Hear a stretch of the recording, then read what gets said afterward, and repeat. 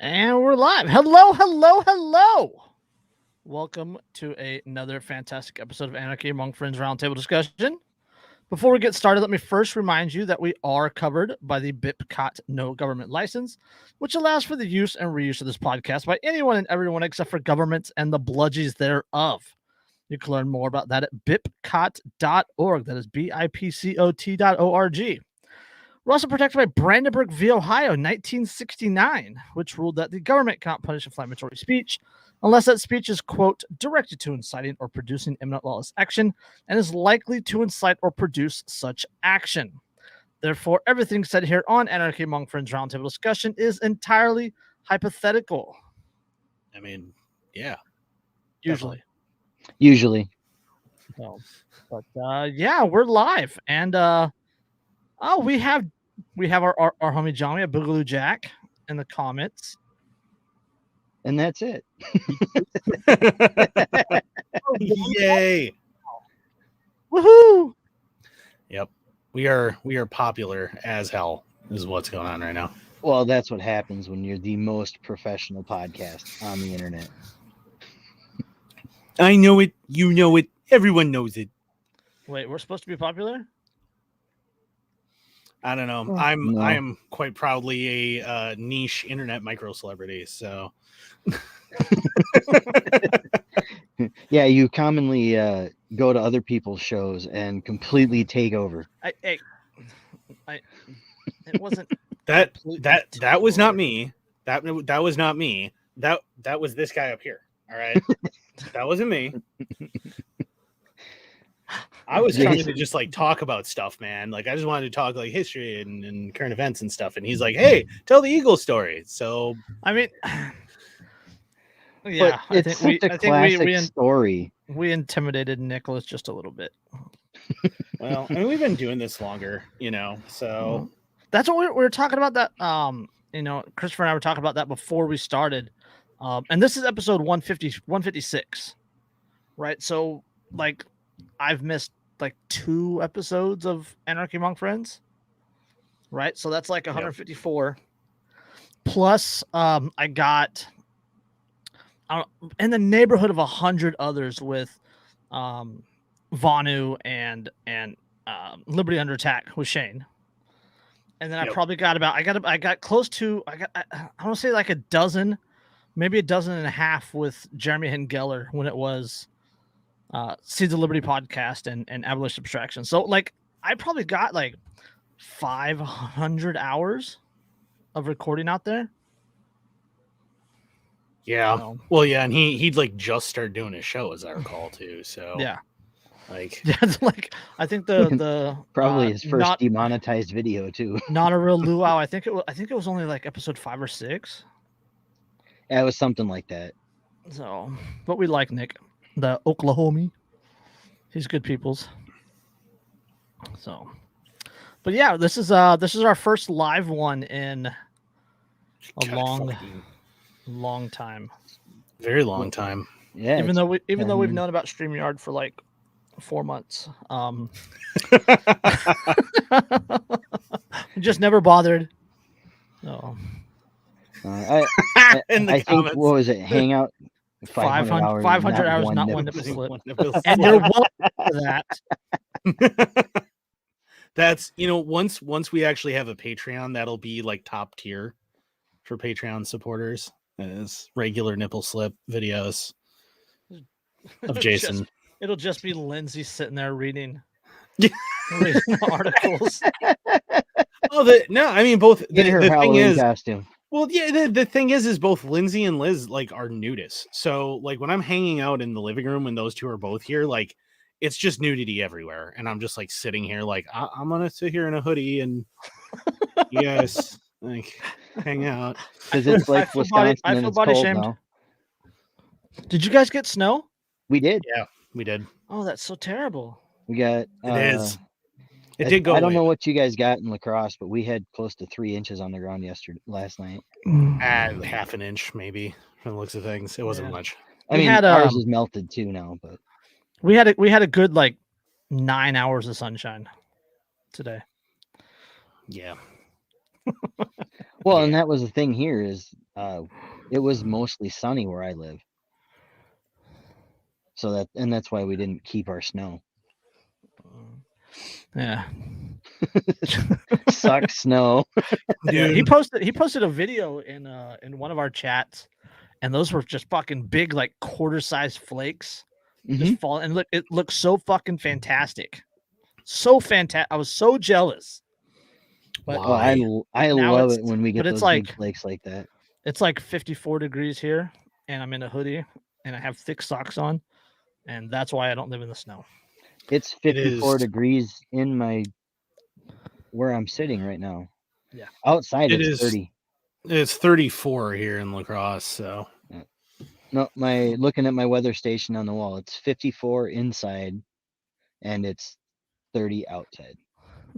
No. All right. Well, since we're on the subject of Wisconsin, don't you know, oh yeah, you want to jump into an article we that's can. not listed Oh God, there's an Because it article was- that's not listed. because Well, yeah, it's he always keeps one secret. okay. That's what we're gonna start with. We're gonna start because we're so professional that we're gonna start with the article that none of us is prepared for at all. Oh, it's a very good article, and you'll both get it because you were both in the military, so you know what a challenge coin is. Oh Lord, this one, I know exactly what you're talking about. Good God. Milwaukee PD investigating inappropriate civil unrest challenge coins. Let's see. Oh, you can share your screen on here too. Yeah, but if you it's on pull my it up here. it's on my phone. He reads off of his phone. Haven't you figured that out by now, Andrew? Yeah, no, but that is amazing. I want one. Yeah, that would be cool. Oh, that is epic. It's a SWAT officer, all swatted out, and he's looking down a street of looks like a burning dumpster and a burning building and a SWAT vehicle. So they took a picture looking up the road in Kenosha where everything went down, Yeah, and then pretty had it much. engraved into a coin. Yeah, so it's the Milwaukee Police Department is investigating whether a inappropriate civil unrest challenge coin was distributed within the apartment. Images of the coin have been distributed online, with the department confirming to the Wisconsin Examiner the authenticity of the coins. Normally considered a military tradition, challenge coins are often custom-made medallions produced to commemorate a particular event or accomplishment. Yeah. Let's see. Is Wisconsin Examiner MPD said it is, quote, aware of the inappropriate challenge coin that has been attributed to the MPD. MPD did not authorize the creation or design of that challenge coin and is investigating its origin, including whether it involves any of our members, unquote. So they're pissed that it may be the cops that are the ones who created this thing. Right. Yeah. Because they don't already view themselves as the homeland military. Yeah. Let's see. The coin reads, quote, 2020 Milwaukee riots. Which, okay, that's not that spectacular. It's not that upsetting, but it says the Milwaukee riots weren't anything compared to what happened in Kenosha, Minneapolis. Yeah. Over 400 days of protests occurred in the Milwaukee area last year following the killing of George Floyd in Minneapolis. Although property damage did occur during some nights of curfew, the vast majority of the protests were non-violent and peaceful.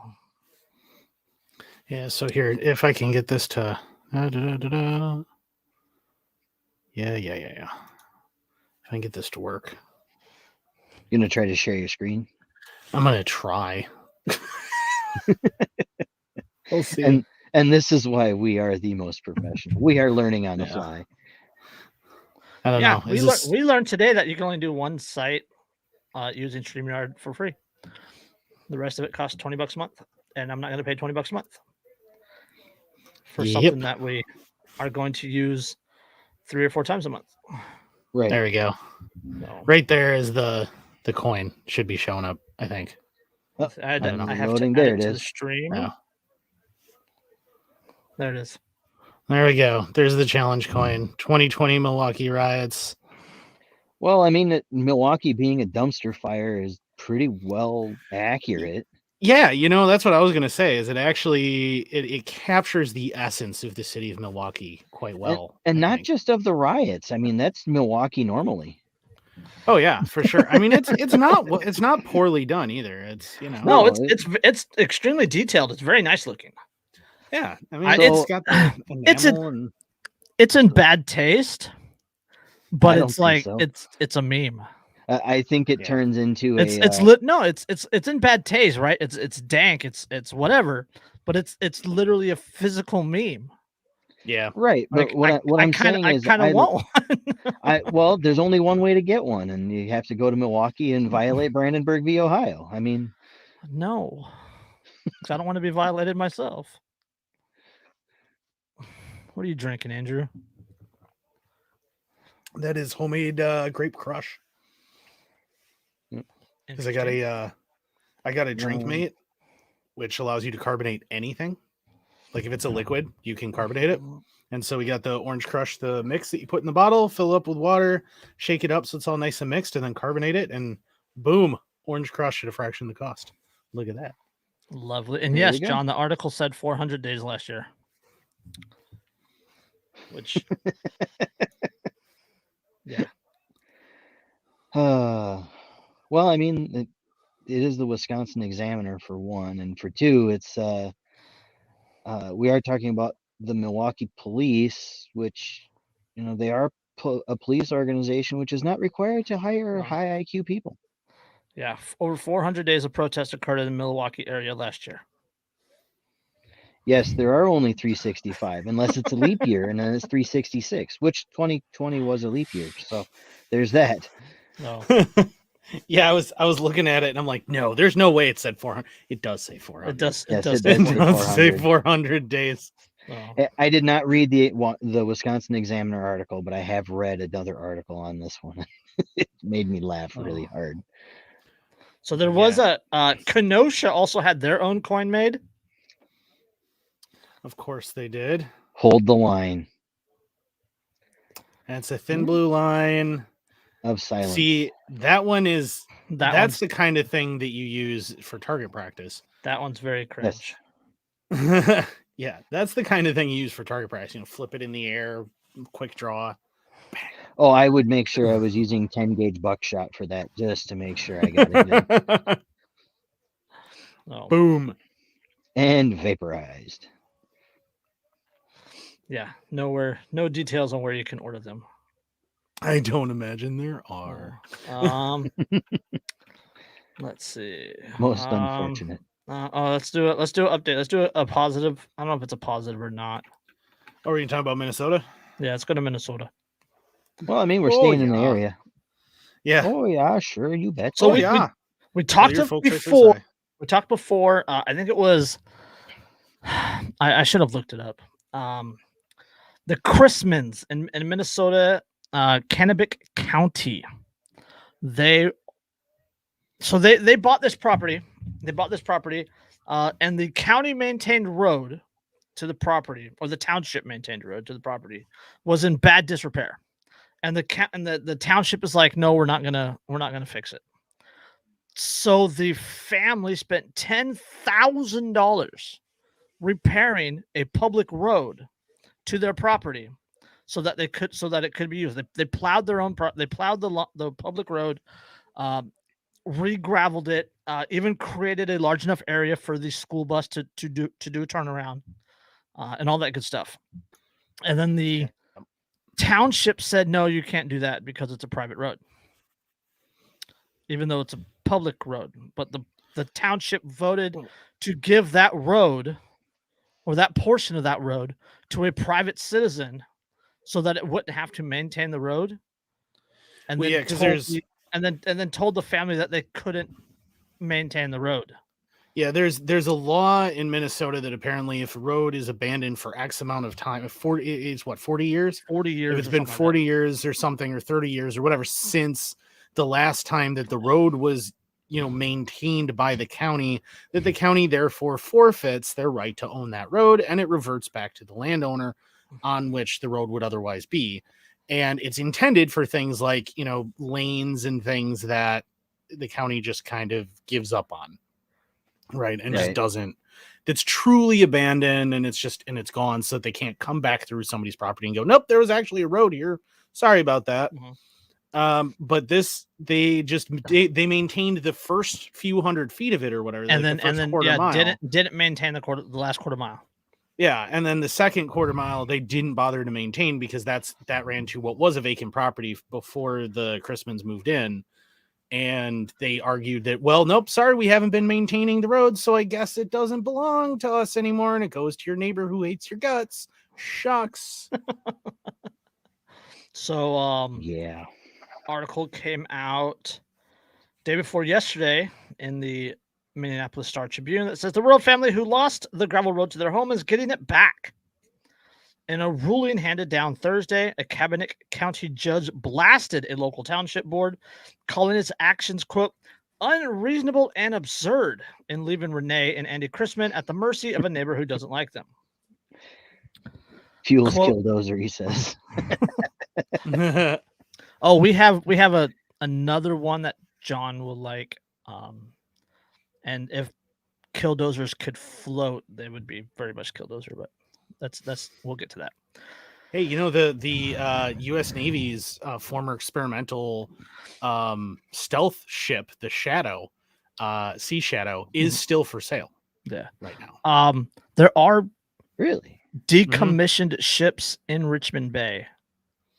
Yep, there's there's scrappers, but yeah, that big thing. So it's still sitting there. It's still for sale. The reason no one's bought it, I imagine, is because you also have to buy the storage ship for it, which is even worse disrepair. Yeah, and would probably have to be scrapped, and that would be a cost prohibitive thing. Like, you can buy it. Like, they tried to sell it a few years ago for like literally $1, but then you had to take the other ship, and still no one wanted it. Yeah. All right. As I was saying. Quote, not maintaining Hornet Street would leave the Christmas at the will of a neighbor who has gone out of his way to make it hard for the Christmas to access their home like any other town resident. That's from District Judge Stoney Hilgis. In 2017, the Christmas bought a property in Hillman Township outside of Mora, Minnesota, and built a home there. Their land at the end of Hornet Street had been unoccupied for several years, and while the land was unoccupied, the town hadn't been maintaining or plowing the last stretch of the half-mile gravel road. Instead, it maintained only the first quarter mile of the road. When the Christmans asked the town to resume maintenance on the final quarter mile leading to their home, residents voted it down. Even after the Christmans spent tens of thousands of dollars to repair the road and build a turnaround for the school bus, the township refused to maintain it. Earlier this year, the township declared that the final stretch of road leading to the Christmas home had ceased to exist, and the land was now property of their neighbor. Township records show that the last quarter mile of Hornet Street hadn't been maintained in more than 40 years. The board said, and under state law, the land under the road must revert to the owner of the property it runs on. In the judge's ruling, he wrote that a Minnesota law on township roads doesn't allow a township to ignore maintenance on a portion of a road. Yeah, it's still part of the road, guys. That's still the road. We're talking about roads. Yeah, but without government, one thing, who would abandon roads? Yeah. Quote, not maintaining just the last quarter mile, knowing that a family is living on the property is unreasonable and cannot be what the legislative scheme anticipated. Nowhere in state law does it say that an electorate may vote to discontinue maintenance of only a portion of a road. Yeah, I mean, like, that's you think about that really is like the ultimate fuck you. Like, that the rest of the town goes, nah, we're just not going to maintain that. Well, that like we talked about that. Your house. Yeah, we talked about that because they were outsiders. Yeah, because they moved there from the city and they moved out to this little town, and they think they're better than us, and they're like, no, we just would really like to have access to our property and the other roads. And not only that, but these people probably just wanted to get away from the lunacy in the city. And Yeah, they so weren't they moved asking. that- Yeah, they weren't asking for anything special. No, they were just asking for the access I mean- road to their house to be accessible and usable. Not only that, but like, if you're gonna if the township, if the city, if the county is gonna collect property taxes, like, shouldn't they be able to access their property? One would think. You would think that would be a delimiting factor. I don't know, but what do I know? I'm not a property owner. You're just a silly Californian. You don't understand the we don't unique have issues. we don't have private property in California. Yeah, you don't. Really, You don't. You really don't.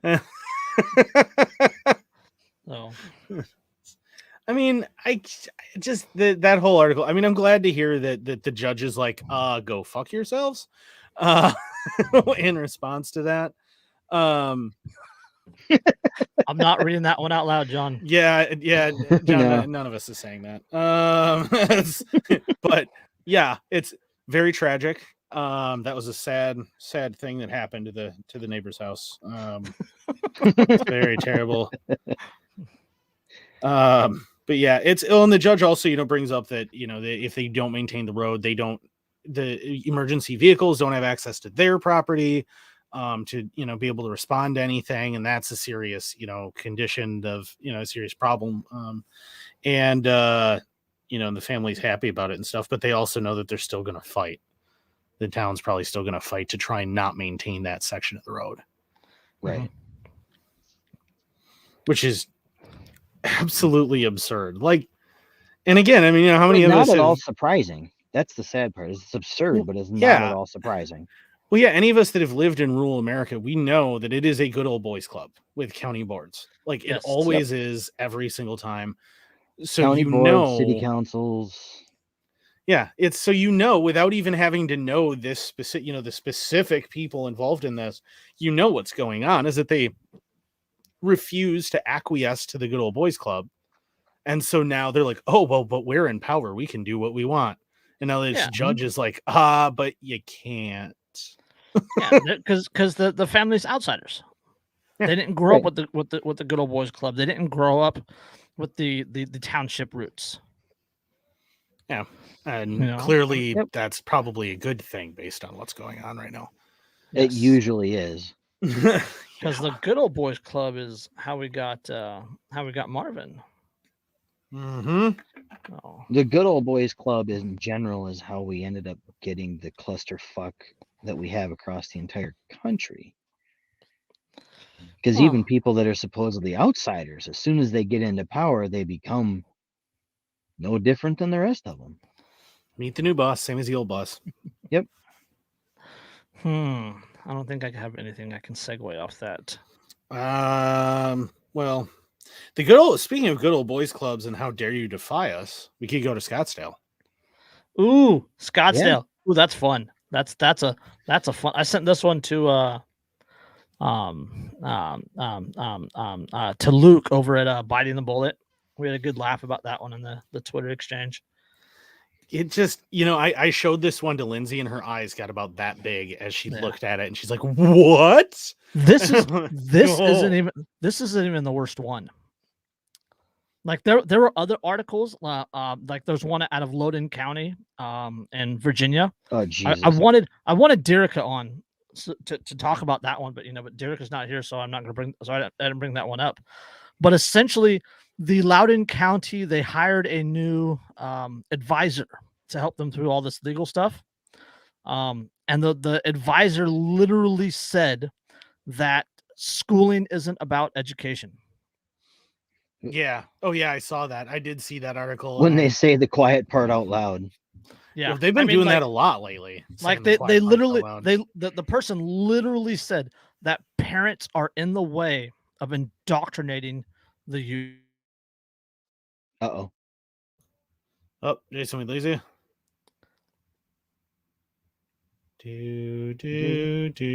Oh, he's moving. Hello? He's moving. Check. There he is. Oh, there you go. Check. You hear me? Yep, we got you back. Yeah, we lost you. Weird. Yeah, like we just lost you for a second there. Fed boy's really gonna weird. fed boy, I guess.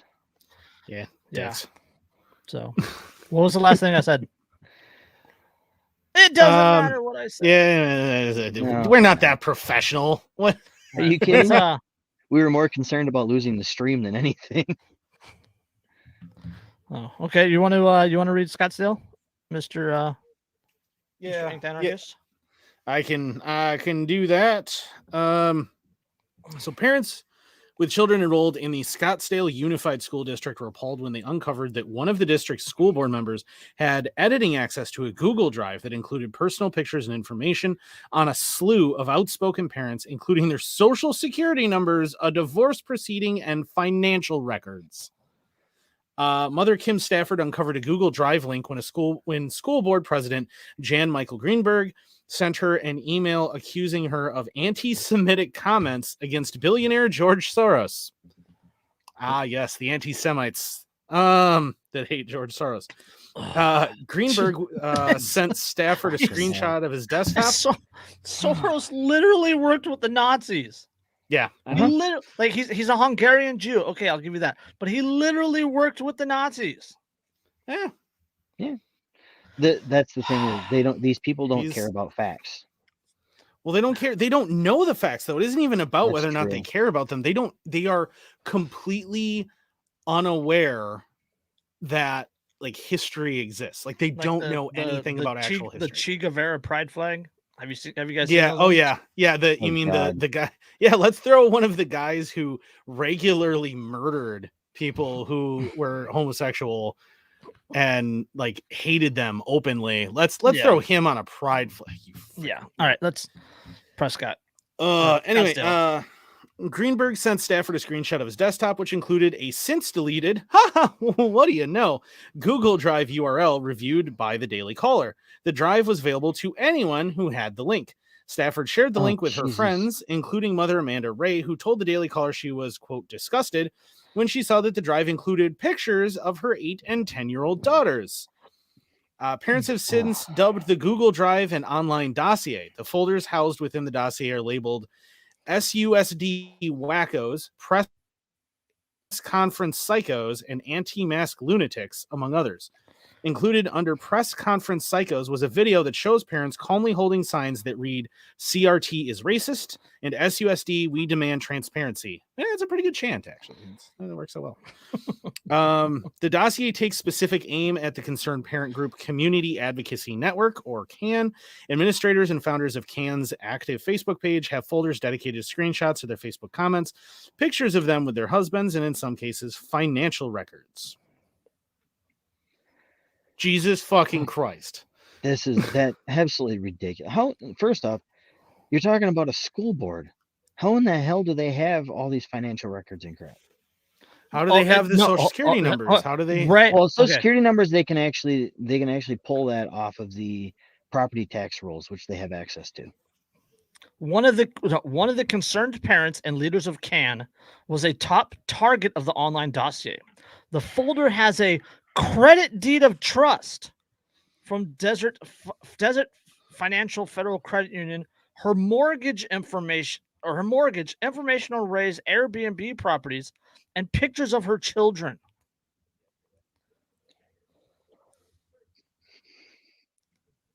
It is. I strongly encourage she invest in home title lock like now.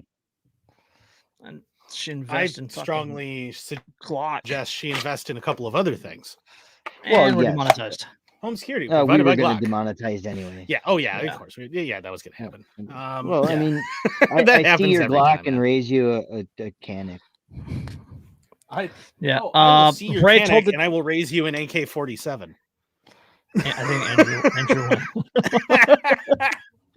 Ray told the Daily Caller that her first dust-up with the school board was in January when she criticized Greenberg for, quote, making a political rant during a school board meeting that is supposed to be nonpartisan.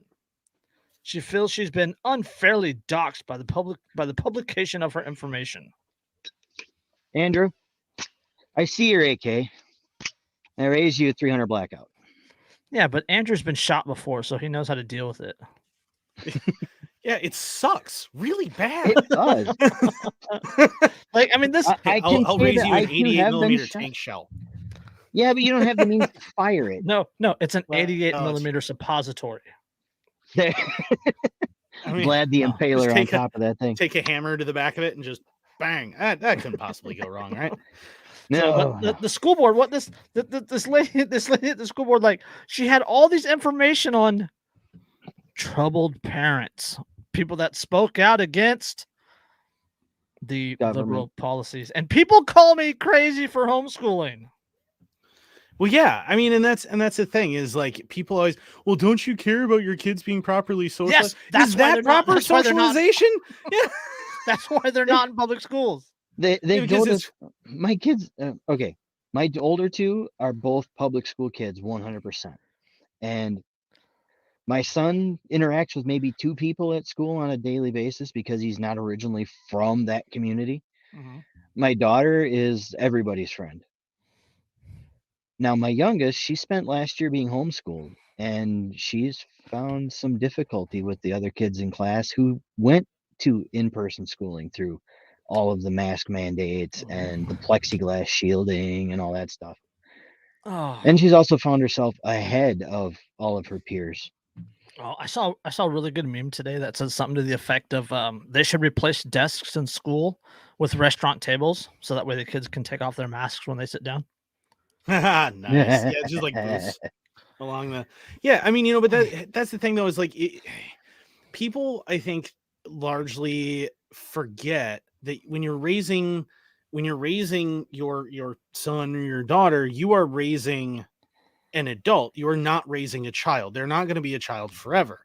The problem is that most of these parents who don't seem to care about what their kids are learning in school or the fact that their kids are being educated by the enemy is that eventually that kid is going to become an adult who has been trained to be the kind of adult that your enemies want them to be. Not the kind of adult that you want them to be, a well-adjusted, intelligent, questioning child who, or adult who, thinks for themselves and makes their own decisions. They're going to turn them into NPCs. That's the goal. Yep. I've had this argument before with people, and like teachers, public education teachers are like far more responsible for the leftward shift of this country than illegal immigrants will ever be. Oh yeah. Oh, absolutely.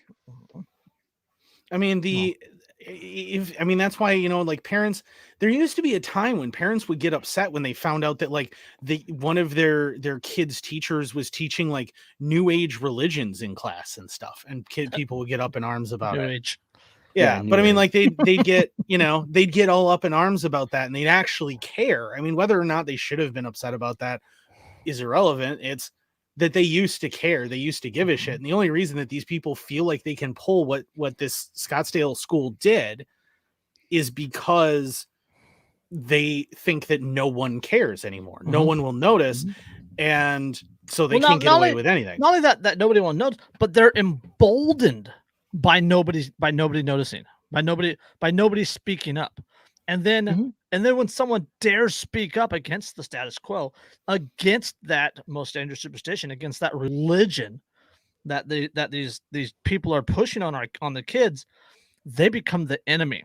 Like the parents in this story, the parents were just asking for transparency. Yep. Yeah. Having this dossier is not a matter of knowing your enemy. That is a matter of hate. That school board member hates these parents speaking up.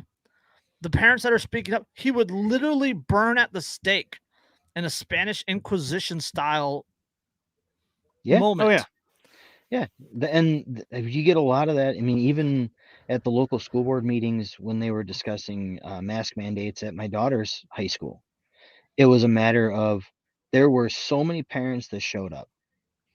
And unfortunately, I wasn't able to go, but I gave a written statement to a member of the school board that is a friend of mine at work. And he goes, "Are you sure you want to put your name on this?" I said, "Yeah, send it. Let's see what they can do. Let's see what they do." And I know that according to this friend of mine who's on that school board, I know for a fact I'm on the list of troublesome parents. And it's going to one day there, I'm sure of it, it's going to cause problems with me going to see my daughter's show choir performances or anything like that. It's going to cause problems eventually. And I'm looking forward to that day. And I'm looking forward to causing Let's trouble. see. Yeah, the article goes on to talk about how Greenberg. Let's see. Greenberg had a private investigator writing down all of the parents' license plates. Thanks, Josh. Yes, we all do nice. have faces for radio. I'm surprised we still do the video cast. Yeah, it's that's why most people just listen to us. There's a reason we have more MP3 downloads than we do YouTube. Oh, actually, there's another reason, and that's that YouTube won't let you search for us. I did find out about that. Yeah, if you try to search Anarchy Among Friends on YouTube, nothing of ours will come up. You have to go to the Voluntary Agrarian YouTube page and then find us that way. It will not let you search for it. Yeah, so, we're creeping up on 20,000 MP3 downloads though. Nice. Wow. No. I'm actually impressed by that. Yeah. Like there's that many fucking gullible people. But let's see. Other post details in the Google Drive include PDF with members and moderators in the Kansas Facebook group, personal documents that show portions of parents' social security numbers, parents sharing pro-Trump signs or Thomas Sowell quotes, and even one parent's divorce proceedings. Yes, how dare you share quotes from somebody who's actually a critical thinker and intelligent. Yeah. So, but this is just fucking psycho, man. Like this. It is. It's absolute lunacy. And it just goes to show you that it's not just the bigwigs in your state capitals and at the federal government level that are absolutely corrupt and evil. It's everybody right straight down to your local tyrants. And it's your local tyrants. Well, yeah, I mean, biggest problem. Well, that's the thing that a lot of people don't look at is that the local government can be a lot worse than the federal government. Like the federal government they'll do some big things, but they're not going to like micromanage. They're not going to give away a fucking road. They're not going to micromanage the what the school is teaching and all that good stuff. It's just fucking it's crazy. It's crazy. Well, I mean, to some degree they do micromanage that with the standards that are set out by the federal DOE. And all that shit. If you ever look at the DOE guidelines, they're not that bad. Well, yeah, they tend not to be that bad. Well, and don't forget the Department of Education is compared to a lot of federal agencies, is really new. Yes, that is a very recent thing that exists. They're very underfunded, also. Thank God. I can live with that. I feel like Ron Swanson right now. I got some small ideas, like disband the post office, and some bigger ideas, like let's burn this whole train wreck straight to the ground. Yep. That's one of the things that they talk about with like libertarian politics and especially with the Mises Caucus, right? It's all about act locally. And one of their plank things is like education system. Change the education system. Get in there and affect change and change what they teach. Change the culture of the education system, because it all starts with education with the kids. Yeah, well, yeah. I mean, and again, the quote that only a fool would allow their children to be taught by their enemy. I think that's Malcolm X quote, isn't it? Something to that effect. It's who said that? I don't think. Yeah, I think it was Malcolm X. I think you're right. I think it was Malcolm X who said that. I'm usually right about such things. So apparently I'm culturally appropriating. I'm sure somebody will complain. Yeah. And I got a newsflash for you. I don't fucking care. Hashtag cancel Andrew. Cancel me from what? What? I don't get paid for shit, man. What? But and don't. I mean, remember there was also that school board, we covered it on the show too, where they had reported all of these parents to the Department of Justice, and that was Virginia. That was Loudon County. Yeah. So like Yep. this is what's starting to happen now that parents are starting to again suddenly remember that they have children Well, who are in school the and whole respond to the that. whole the elections in Virginia, the whole quote unquote red wave, they're largely crediting to that, to a market reaction to what was happening with the education system, particularly Loudon County, particularly Mhm. Mhm. Macaulay's, or whatever his fucking name is, his quotes on education and how parents really shouldn't have a say in what their kids are being taught. You know, kids belong to the collective, you know, that sort of thing. And And it's the whole funny. yeah, the And whole I am loving seeing how parents are starting to really push back against that it's idea. about fucking time. Oh, Yeah. absolutely. Well, like I I said, they wish my parents would finally have stood up for it when I was yeah, a they kid. they finally remembered suddenly that they had children and those children are being educated by other people and they don't actually have any idea what those other people are teaching their kids and Mhm. like what their kids are doing, and they suddenly noticed, hey, Mhm. that's right, we have kids. That's and now these school boards that have been able to get away and these teachers and shit that have been able to get away with so much for so long because of this sheer apathy of parents when it comes to education of their children, suddenly now they're not getting away with it anymore and they're getting all this pushback, and they resent the fact not that what they're doing is wrong, they're resenting the fact that they've finally been called out for doing things that are wrong. Yeah. Yeah, I'm pretty sure it was Killary that made a comment about how Yeah, kids are in the property of the state. 2016, she said Yep. something to the Yep. effect of It was during the election cycle. yeah, or 2015, something to that effect. But yeah, she said something to that effect, and it was not well received by most of us. There was a lot of things she said and did on that campaign trail that were not well received by a wide swath of humanity. Yeah, she called in April 2015, she called education a non-family enterprise. Yes.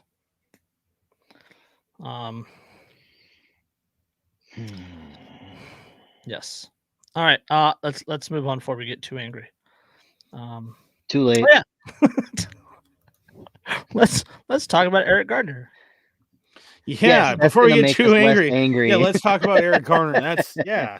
We're all Let's gonna talk. be Let's chill talk about that. let's talk about the fact that an NYPD officer said he was 350 feet or more away from Eric Garner when he saw him, quote, sell loose cigarettes. From 100 yards without any magnification. 350 feet on a busy New York street. Right. He saw a black man sell a loose cigarette. So From at least 100 yards.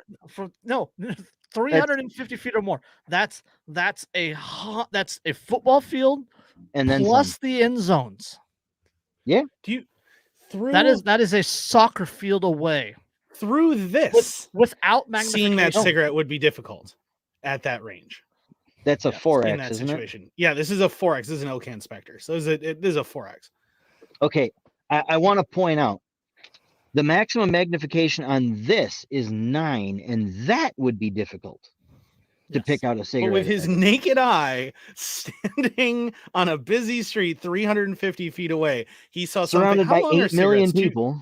Like 3.5 inches, something like that. Is that how long a cigarette is? I don't know. I don't like smoke. It depends on if they're hundreds or not. Okay. A police officer who spearheaded cops' decision to approach Eric Garner on charges of selling loose cigarettes said Wednesday. So this is a article is from a couple weeks ago because we took a few weeks off. That he was more than a football field a distance away from the scene when he thought he saw Garner make a sale. Quote, I could have been approximately around 350 feet or more, said Officer Justin DeMarco, 32. So in other words, he didn't see shit, but because he saw money change hands. Hold on. I observed the handoff of a cigarette for what appeared to be money, so to speak, the officer said. What appeared, so to speak? If he was selling, he saw a cigarette from 350 feet away being handed off, but couldn't identify if money was exchanged from 350 feet away.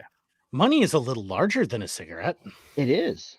Yeah, I mean, And- unless it's rolled up small, then it's about the same size. But that's not the point. If he can see okay, the so- cigarette, he can see the money.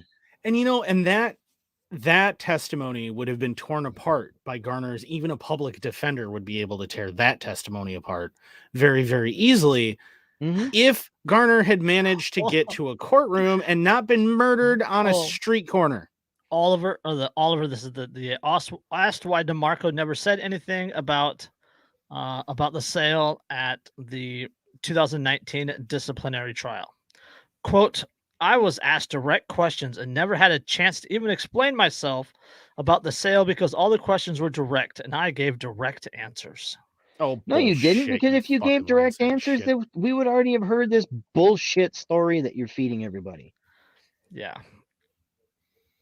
God, I hope that guy steps out in front of a speeding fucking bus. So I mean, it's 350 feet away on a busy New York street. I mean, okay, look at the background. Look at the background of this picture.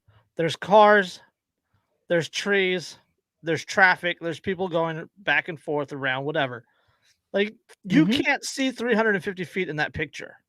That van is not 350 feet away. Yeah, so that's think about it this way though, is imagine like this is the equivalent of him saying that from one end of an NFL football field to the opposing end in the crowd, he watched a subtle handoff of a single cigarette and money for that cigarette. He doesn't know if it was money. And he can't say if it was money, but he knew it was a cigarette for sure. It could have been a big fucking pen. And like what's said in the freaking chat right now, it says money is folded in exchange and a handshake. Haven't you guys ever bought drugs or tipped a grease monkey? It's like, well, you're not wrong. And if you're actually selling loose cigarettes, you can easily exchange the cigarette the same way you exchange the money. Yeah, so how the fuck would this guy have seen shit? Well, What he probably saw was two guys on the street that didn't seem to really know each other, make an exchange of some kind, didn't know what it was, and automatically assumed it was something nefarious. If he was even able to see that through all of those people. Yeah, but I mean that's what I'm saying is he's 350 feet. So if you're you wouldn't have been able to see that from 50 feet through all those people in New York City. Yeah, that's what I'm saying. Is imagine at an NFL football game, you're behind one end zone, and you are looking all the way down to the other end zone, and the crowd up in the stands at the other end zone, and you're claiming that you watched this subtle handoff happen in that crowd. Yep. With your naked eye. Yeah. There's no fucking way. Listen, you're not Hawkeye, motherfucker. There is no way that you picked that out. Well, and you know, to put it into a different analogy, you're saying that from that distance, you were sitting front and center in an NFL stadium, and you saw the little A-cup girl across the street or across the field try to flash the field. Sorry, there's nothing to see. Like, even that was a really terrible example, but like even on a basketball court's 82 feet, right? You couldn't necessarily see that like from 82 feet away, and you're telling me you're gonna see that from 4 times that distance? Actually, Josh, you can see a cheesehead from quite a bit farther away than that. That's because they're fucking cheeseheads, those big ass yellow fucking. Hey, you know what they had at the game today, though, is they had the blue cheese ones because of Jimmy John's doing a promo thing. So there's a ton of blue cheese heads too. Oh, which is even worse. That's worse. That's far worse. Blue cheese is not cheese. It's fucking. It's mold. Delicious. It's delicious. Mold. All cheese uses mold. All cheese uses mold. That's a terrible argument. Fungus. So are mushrooms. You can't see a fucking cheese head at that distance. Yeah, you can see the cheese head. You can see the cheese head, but you're not wearing it. Yeah, you're not going to be able to see the holes in the cheese head at that distance. Yeah. Yeah. Exactly. You're, it's just 350 feet. 300 Are you kidding me? 350 feet away. feet. It's just That is, Blue cheese is fucking gross. you're Thank all you. wrong. You're entitled to your own wrong opinions, but you're all wrong. I'm sorry, but no. okay. All right. Well, since we're in the debate mood, we have a debate article, Oh Lord. and it is in our wheelhouse. Is it strippers? Yes, it is. All right. Oh, what Should a surprise that we're going to talk about dancers. Should Tampa-based strip club dancers be employees and not contractors? That depends on the structure of their pay. Yeah, we'll get into that. Yeah. The Tampa Bay area has long been known for its lucrative strip club businesses, both near where the Tampa Bay Buccaneers play and region-wide. In fact, the fierce fight over ordering dancers and patrons 6 feet apart to stop the lap dances that made the town infamous more than 2 decades ago remain the stuff of Tampa political legend. Now comes a lawsuit that gives a glimpse into the inner workings of the unique business model of strip clubs, asking this question: should dancers be treated as wage-earning employees and not independent contractors working for tips? According to a suit recently filed in federal court, plaintiff Destiny, Destinee, Destiny Andrew's first girlfriend after he enlisted. That's a stripper name. That is so that's close enough. I did date a Destiny for a while, but that's close enough in its spelling. All I can think of is the fact the mother of my twins is named Desiree, which is spelled desire with an apostrophe over the E. Yeah. So Was that also her stage name? Just she wasn't a stripper. She was just a party girl and a slut. But tomato. I yes. mean, Destiny Dale was a dancer at Clearwater's Oz Gentlemen's Club, which advertises full liquor, VIP and champagne rooms, entertainers on 3 stages, and sports on 45 TVs. This is our who the hell is watching sports? Well, this is where we're going to hang out, you guys. Just put it out. I was gonna say, man, that sounds like one hell of a club. Like, right? throw a barbecue pit out back. Yeah, Jesus. How much for this lovely furnished apartment, sir? This is a strip club. I know. And right. The suit alleges Oz evaded paying minimum wage and overtime to dancers who were essentially working as employees. The club set prices for dancers' VIP performances and required them to share tips with the disc jockeys, quote, house moms, and security, and to pay house fees, it said. The lawsuit alleges a violation of the Federal Fair Labor Standards Act, which requires a tipped employee a minimum of $2.13 an hour. 4 dancers have joined. Yeah, four dancers have joined Dale in the lawsuit. John Christensen, a Los Angeles attorney representing Dale, called the claim that dancers simply lease space at the clubs, quote, absurd. Quote, if you lease space, only you control it. No one's leasing space at McDonald's when they're working as a cashier. Right? That's a very valid argument. That's a very valid argument. Yeah, see, and that's where I'm going. Hold on. We'll get into that. Mm-hmm. But Paul Scagnelli, Scagnelli, owner of Oz, said it's a matter of mathematics. Dancers, of course, that is the name of a strip club owner. I'm just gonna point out, Paul Scagnelli just sounds like he owns a strip club. Yes, in Tampa. It's a matter of mathematics. Dancers make more under the current system of working for tips than they would as hourly employees. That's true. Right? He says they're doing these girls no favor. He said of the lawyers filing lawsuits. In fact, each side accuses the other of exploiting the women who work at the clubs. First Amendment attorney Luke Lerote, who represents Oz, said the well-intended Fair Labor Standards Act has no allowances for the strip club business model. Many dancers prefer controlling their own schedules to being regular employees. Which makes sense. Yeah, very much so. A 2017 study of which federal and state cases found that courts most often ruled that the dancers were employees, awarding them wages, overtime, and damages.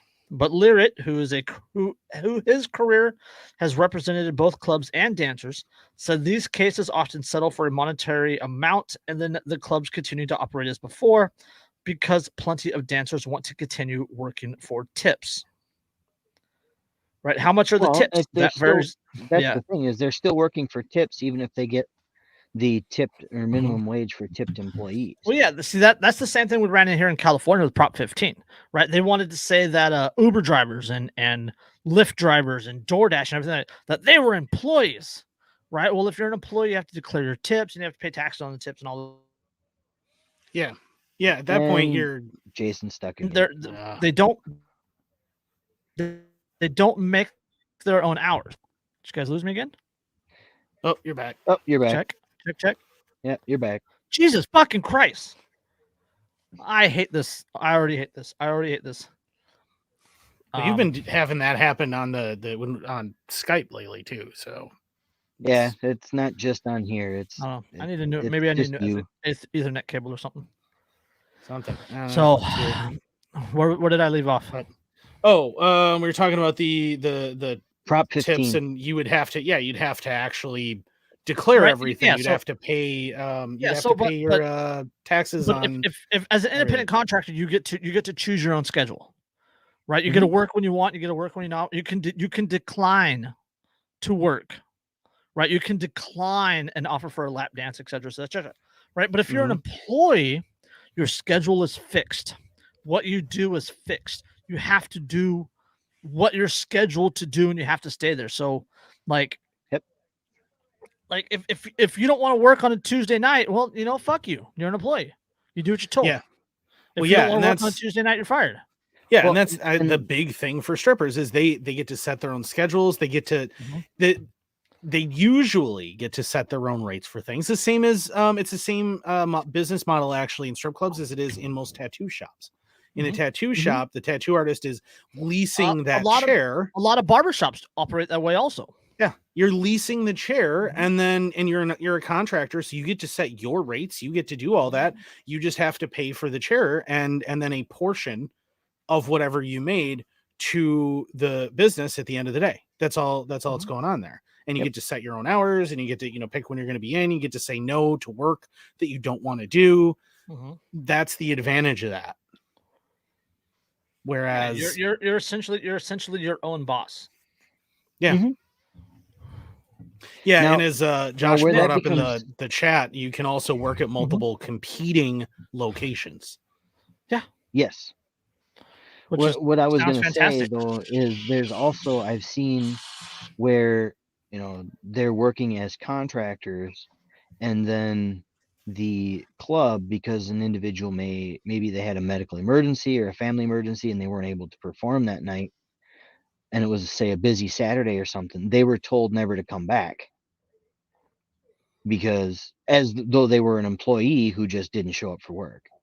Well, yeah, and that's that's where things become a little gray. Well, yeah, and it's that's one of those things where there's a trade-off. But I think with this, looking at the rules that were already imposed, which is why I was kind of like, when it says, what is it? The club set the prices for the VIP performances. They were required to share tips with a bunch of people. They had to pay the house fees. Right. That's one of those things that makes it a little more complicated, I think. Jason, you're muted. Sorry, had a phone call. Could not respond to that one. Yeah, that's one of those things that that I think makes this a little more complicated. Is they were kind of treating them like employees. They were making them pool their money or pool their tips. Well, not only pool their tips, but they weren't just dancers, right? They were drink servers, they were entertainers, they were doing this, they were doing that, they were doing other things, rather than just being dancers, just doing what they wanted to do. So they weren't necessarily being independent contractors, right? Because they were doing things for the house. So, but I think he should say, yeah, sure, okay, fine. Here's you're an hourly employee. Here's your $20. Now pay taxes on it. Yep. Now you have to pay taxes. By the way, because you're now an employee, your tips have to be reported and as tips. And so I think he should give them on that too. I think he should give them the option. Like, if you want to be an hourly employee, fine, sure, no problem. Right? You're gonna work 4 hours. Here's your $12. Yep.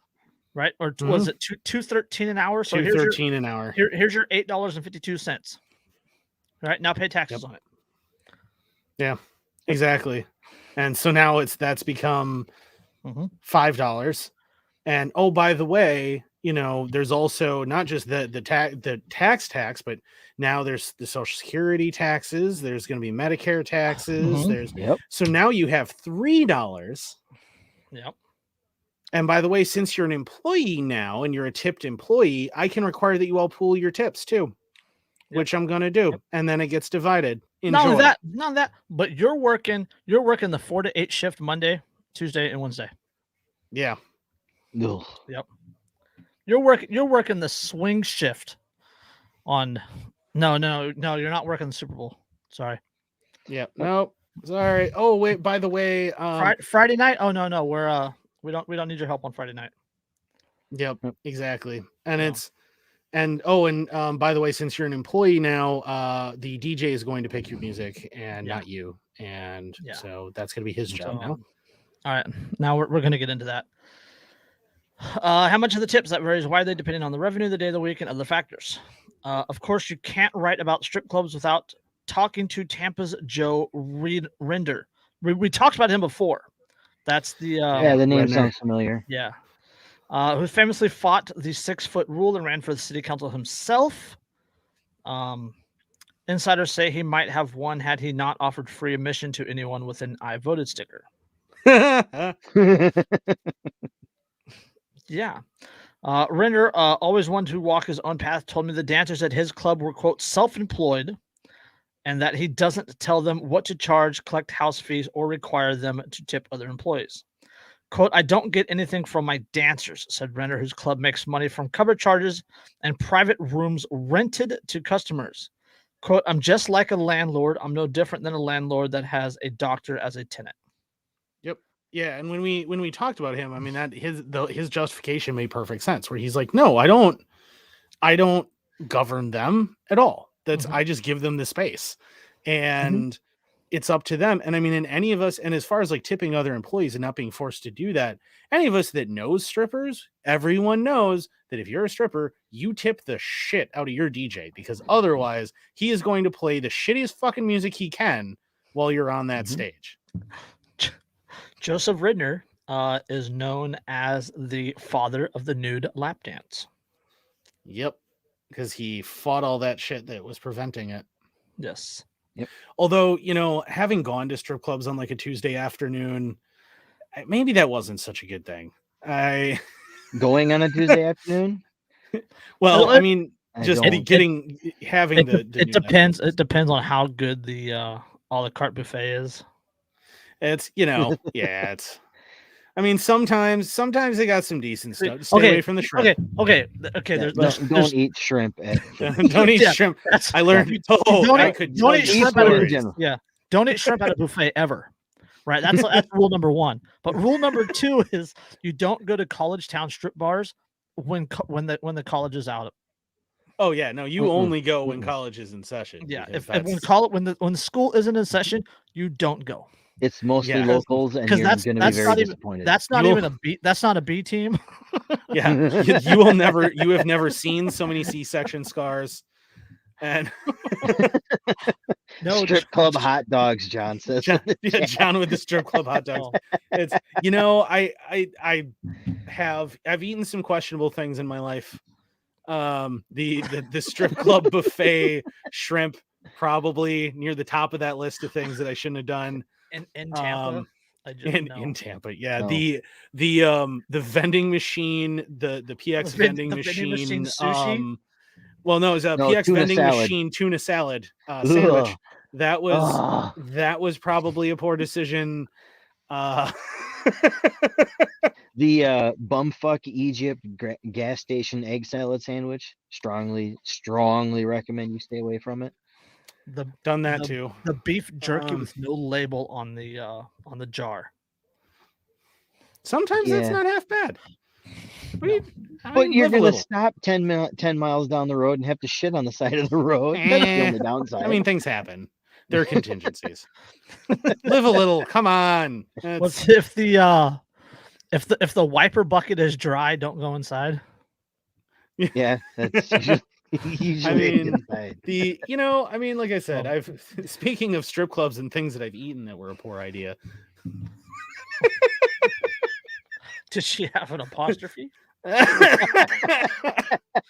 Hey, my first wife's name was Misty, and I'm just gonna point out. You have a Misty, Candy, Desiree. But this is a really, really, like, economically, this is a really cool argument. And strippers, that's kind of our forte. But like, especially Andrews. Like given the restrictions as an hourly employee and in such a profession first off, it would greatly hinder their income and their ability to avoid taxes. Because as an independent contractor, you kind of declare whatever you want to declare. Well, yeah, within reason, especially in a cash business. Well, yeah, there's really no controls on that. So, or in a Bitcoin business with a little QVC or QR code on your lower back. Can you?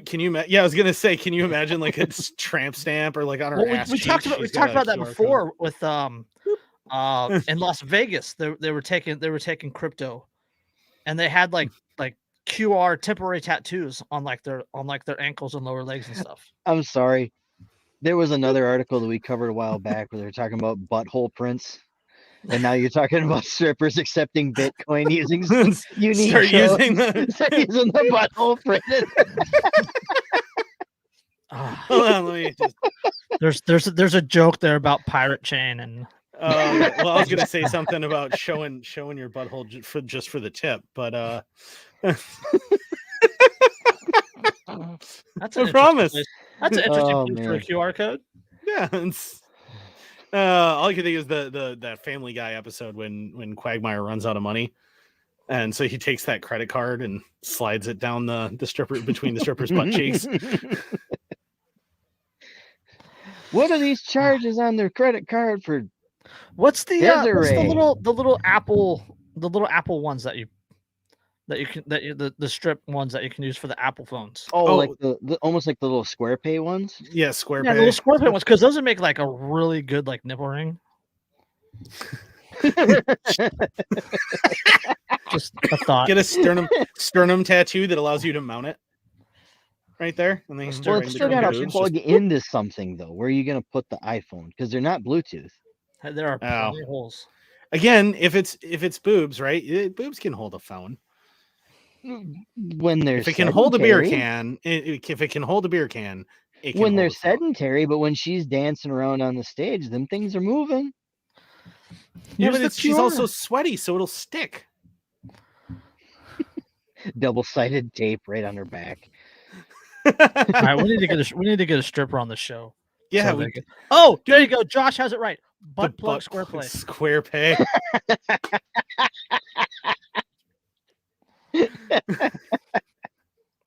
Yeah, except then if she's twerking, it accidentally charges you like 6 times. No, that would be her. You were gonna pay her 6 times anyway. Right. I was gonna say with the chip cards, you just put your card over it instead of having to slide it. No, the butt plug isn't square, John. It's the company is square. The butt plug is still butt plug shaped. There's just no kink shaming. I mean, I'm not here, to kink shame, but I feel like that would square peg round hole thing,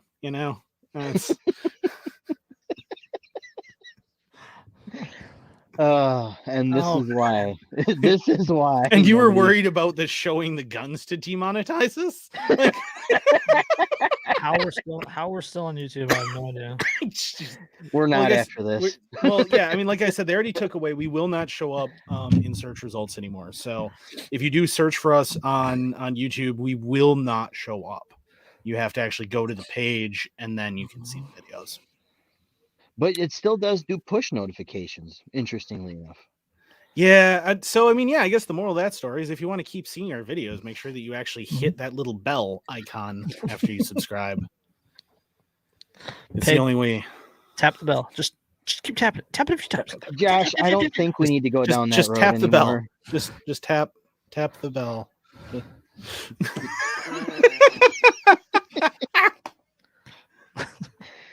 Housekeeping. Now I have Chuck Berry's Ding-a-ling playing in my head. Oh Lord. If you don't know that song, go look it up after the podcast. Oh man, that would be. Sure Ring is the hard. bell, I'm gonna ring the cross bell, that- ring her bell. With both hands covering my ding-a-ling-a-ling.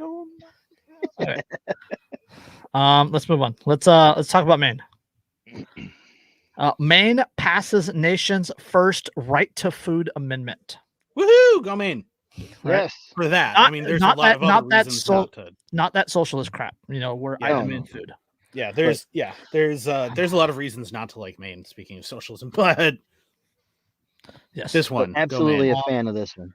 Maine voters passed the nation's first, quote, right to food constitutional amendment last Tuesday. A statewide referendum asked voters if they favored an amendment to the Maine Constitution, quote, to declare that all individuals have a natural, inherent, and unalienable right to grow, raise, harvest, produce, and consume the food of their own choosing for their own nourishment, sustenance, bodily health, and well-being. So Yes. I raise a question on this one. There's a lot of towns and stuff that say you can't raise like livestock. Fuck your and zoning stuff. laws. Oh, How I about absolutely agree. How about that? But I mean, how does this factor in with that? State law always trumps local law.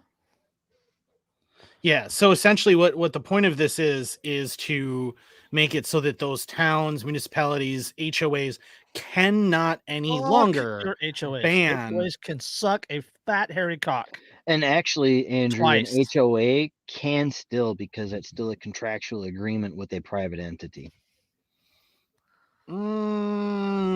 Because that, I reiterate my previous statement. Yeah, which is oh, why absolutely, fuck Mhm. HOAs. But Yeah, which is why you Yes. never want to live under an HOA ever. Supporters used the ever. campaign to make the case the amendment would ensure the right to grow vegetables and raise livestock in an era where corporatization threatens local ownership of the food supply. They positioned the amendment as a chance for Mainers to wrestle control of the food supply back from large landowners and giant retailers with little connection to the community. well, yeah, I mean, prior to my IT job, I worked in farm tires, where that was my job. I went out on the farm and I fixed and repaired, replaced farm tires. That's a good way to grow forearms. Yes. Yes. And to find However, creative ways of cussing. oh god. But When you most break of when my you break a customers- breaker bar, there are new words that will be created. when you break a 1.5-inch diameter piece of bar steel, prying a skidder tire, logging skidder tire up over the rim, Oh, yeah. you will find new and creative ways to Yes. swear. But Yes. what I was getting at is a lot of the farmers that I went and did work for are guys that they started off as small family operations, but one of them, they were milking 2,500 head Mhm. on top Jesus. of cash cropping close to 10,000 acres. That's a lot of That ain't small anymore. No, but they started off in like where the homestead is right now and everything. That used to sit right in the middle of 100 acres that they homesteaded. Their family homesteaded like all the way back in the 1800s. And now they have 10,000 acres to their name that they cash crop, along Yeah. with 2,500 Oh. head of dairy cattle and I think 10,000 head of beef.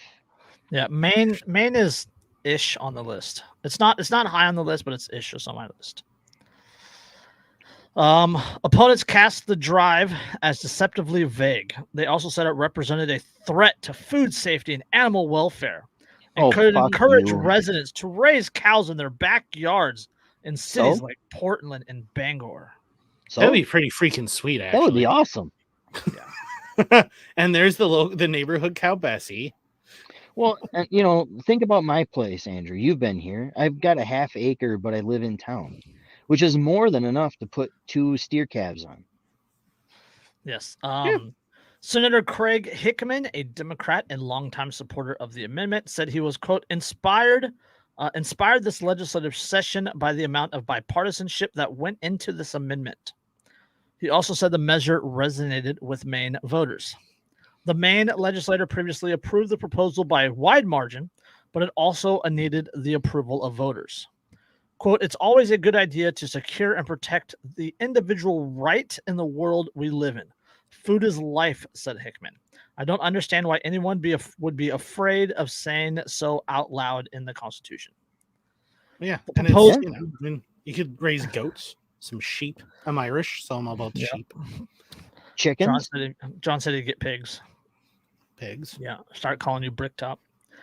Well, the the proposed problem amendment- is there's plenty of pigs already running around town. We don't need to add more. Yeah, you can't get bacon. You can't get bacon from those. I mean, you could. You could. No. Don't forget, we are in Wisconsin. We are in Wisconsin. I mean, it's entirely possible. The proposed amendment was the result of effort by members of the state's food sovereignty movement. The movement includes small farmers, raw milk fans, libertarians, liberals, and anti-corporate activists who all feel local communities should have more a say in the future of their food supply. Hallelujah.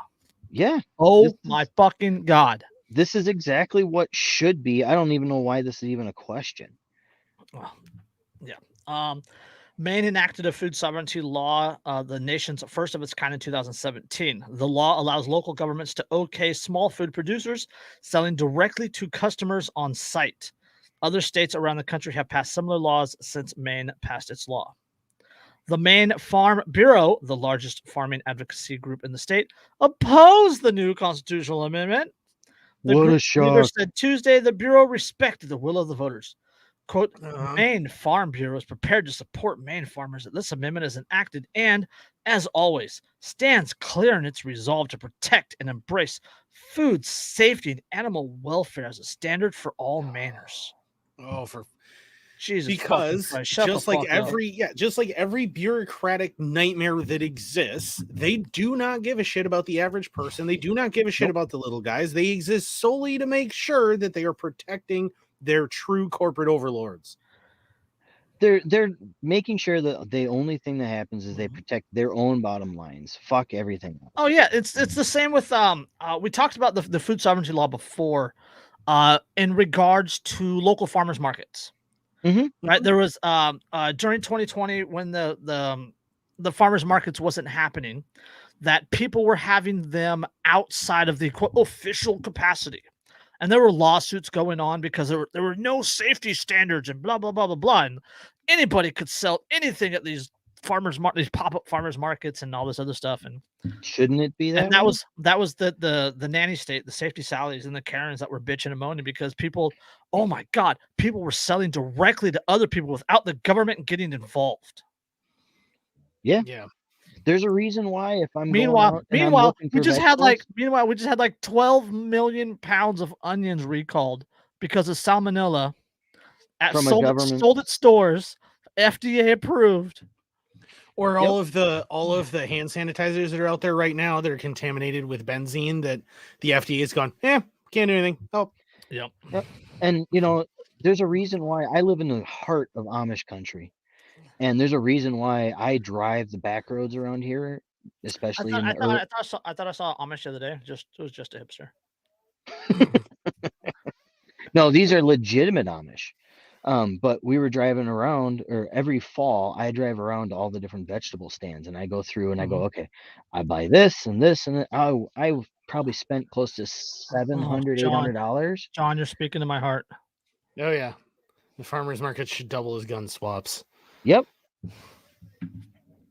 Take, you know what? The next farmers market that shows up in Toma, I'm gonna go down there with a table and some cheap ass guns and be like, all right, I have wares. Can I test fire this firearm? Sure, there's an eggplant. Yeah, because nobody likes eggplant. Watermelons over there. Oh, do you see the time? It's watermelon. God damn it! Oh, you see him fire the 700 nitro the other night? Yes. My shoulder hurt watching it. That was glorious. Yeah, I mean, imagine like the 700 Nitro Express. It kills on one end and maims on the other. 1,000 grain bullet. It's 1,000 grain bullet. Yep, like I said, it kills on one end and maims on the other. Yeah, you're firing an ammo can. I've seen dildos smaller than that bullet. Yeah, I've seen drum mags with a lower grain count. I have seen ammo belts in the ammo can with a lower bullet grain count than that one round. That is insane. Yeah, you're firing an entire concentrated ammo can at somebody at what is it got to be like 1,200 FPS? No, actually, the 700 Nitro Express I believe is 17 or maybe 2,000. Oh, seriously? I can tell you in just a second. Woo-hoo-hoo. Holy shit! What is the inquiring minds want to know? What is actually the impact energy of that round? I don't want to know. 700 Nitro Express. Blah blah blah. Blah. Average feet per second, 1950. Oh I got God! 1,000 grains, 2,000 feet per second, hitting at 9,000 foot-pounds. Yep. So Jesus, 12,000 joules. That's what 75% of what a 50 BMG hits with. It's more than that. No, it's yeah.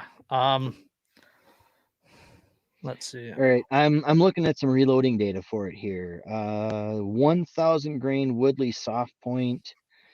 Using that powder, 2129 feet per second. Okay, 800 grain 50. That's a Barnes coming out at 2895 feet per second, hitting at 14,895 foot-pounds.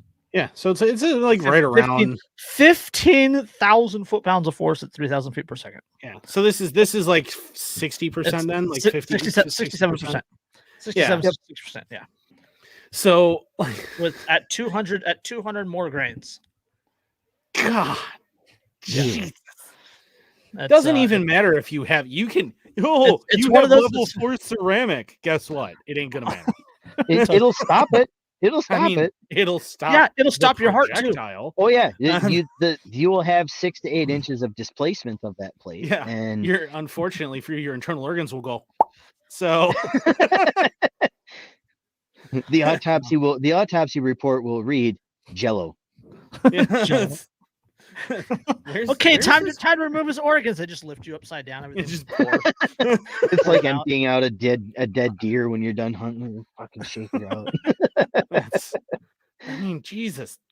But yeah, like can you imagine like going down to a farmer's market and just being like, yeah, can I get 24 of those duck eggs and some of that fresh thyme and do you have any 9mm?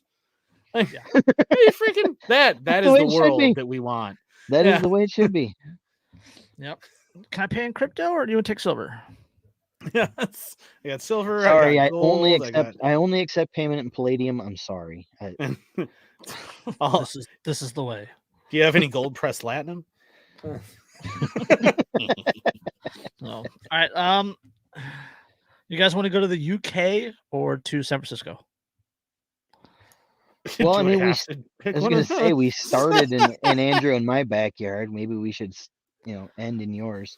I think we should probably go to California because that's why I wore the not legal in California patch. I was going to wear my Prop 65 patch, and I decided to go with FPC. Well, that's because the patch causes cancer, just like everything else. Well, I think California itself causes cancer. No, the patch actually reads Prop 65 warning. I carry bullets containing lead, a chemical known to the state of California to cause cancer.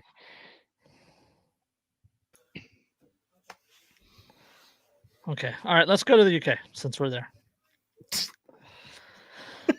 Terminally ill retired university lecturer, 55, is arrested by 6 police officers in his garden after burying his bottom at a speed camera because it was on his bucket list.